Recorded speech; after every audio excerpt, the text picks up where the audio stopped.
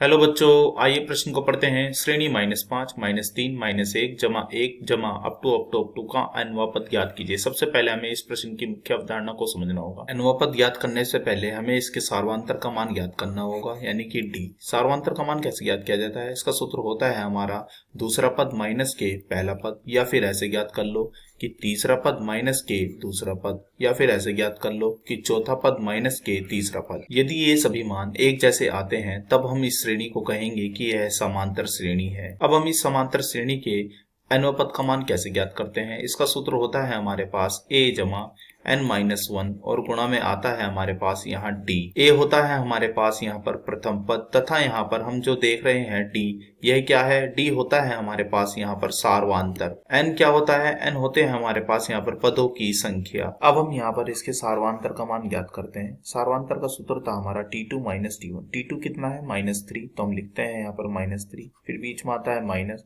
फिर है यहाँ पर t1 हमारा -5, तो यह कितना आएगा? यह आएगा हमारा -3। माइनस माइनस होते हैं हमारे यहाँ पर प्लस, तो अब इसकी जगह लिख देंगे प्लस, फिर 5, तो यह आएगा हमारा 2। अब हम निकालते हैं d2। d2 है हमारा t3 माइनस के t2। t3 कितना है? t3 है हमारे पास -1 और t2 है हमारे पास -3, तो यह कितना आएगा?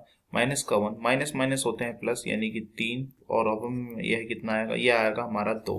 अब हम निकालते हैं यहाँ पर d3। d3 क्या होगा? d3 होगा हमारा t4 माइनस के t3। t4 कितना है? t4 है हमारा 1, तो लिख दिया हमने 1, बीच में आता है माइनस। t3 कितना है? t3 है हमारा -1, तो यह कितना आएगा? 1, माइनस माइनस होते हैं प्लस, और फिर यह 1 और 1 कितने हो गए? 2। तो हमने देखा कि हमारा d1 बराबर आया किसके? d2 के, और बराबर आया यह हमारे d3 के। तो इसका मतलब यह एक समांतर श्रेणी है। अब हम इसके nवें पद का सूत्र लगाते हैं। nवां पद हमें ज्ञात भी करना है। सूत्र होता है a जमा n-1 और गुणा में आता है इसकी d।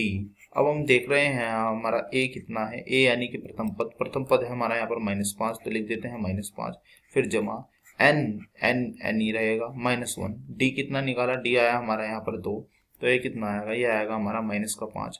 2 के अंदर गुणा कर देते हैं, तो 2 की गुणा n में, यानी कि 2n, फिर है -2, और अब हम ये कितना आएगा? तो हम लिखते हैं tn बराबर, तो -5 और -2, -5 -2 हमारे बन गए हैं -7, तो यह हो जाएगा हमारा 2n -7।